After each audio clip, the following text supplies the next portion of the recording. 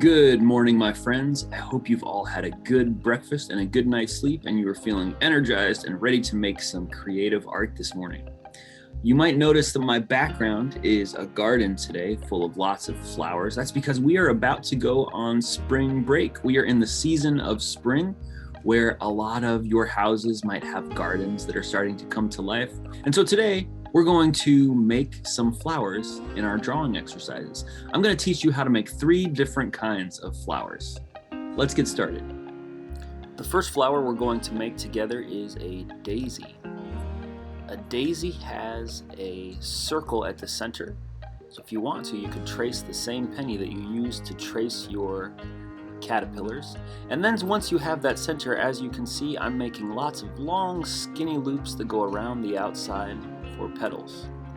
You can tell from looking at my drawing, my petals are not all the same shape and size. So if yours are not either, don't let that stress you out. Alright, now I'm adding a long green stem. And most daisies have white petals, so I'm just going to leave those white, but I am going to color the middle yellow. Alright, and the next flower we're going to draw together is a tulip. A tulip is an elegant kind of flower, and their petals point straight up towards the sun, so usually when we see them from the side. So I'm starting by making a U shape, and then I'm making sort of curved diagonal lines that come from the corners to the middle of that U shape, and those are going to be my 2 outside petals. And now I'm making 3 little mountain shapes behind that to show the petals in the background. Once I'm done with that, I can make my long green stem. And tulips are kind of a heavy flower, so I'm making this one a little thicker. There we go. I'm also going to add a long leaf that goes up the side of this tulip. And now is the fun part where I'm just going to color in all of those shapes that I made. The picture that I showed as an example had kind of pink tulips, so that's what I'm going to color that one like. And finally, the last flower that we're going to cover in this little drawing exercise is the lily. Lilies are a flower that I'm sure you've seen at the supermarket or maybe even around your house. They're very popular this time of year. They have 6 petals, and they all touch in the middle. So I'm making 3 teardrop shapes, and the round part of the teardrop is going to touch in the middle. So I have 3 there, and I'm going to add 3 other petals. But with these last 2 flowers, with the tulip and with the lily, we have overlapping petals, which means that we don't see the whole petal because part of it is being covered by the other. So that's what's happening here.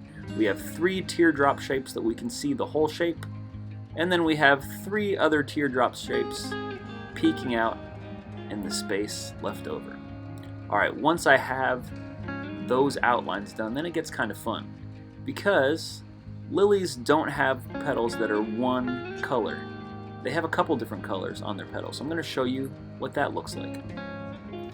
There are lots of different kinds of lilies that you could draw, but one thing that a lot of them have in common is that they are darker or more brightly colored in the inside of the petal, and they get a little bit lighter as they go towards the outside of the petal. So that's what I've shown in my drawing.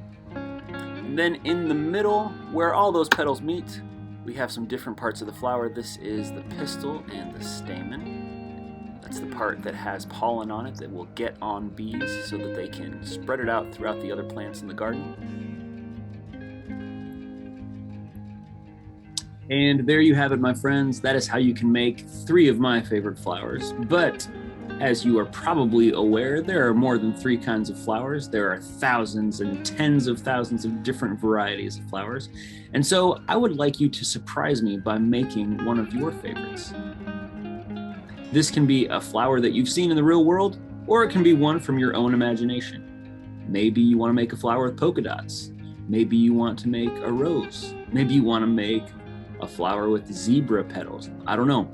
Make whatever your imagination is telling you to make. And once you've made several beautiful flowers that you are very proud of, you can hit that add response button and share a photo or a video of your work with me so I can see it. Thanks, my friends. I hope you have a wonderful spring break, and I will see you when we all come back.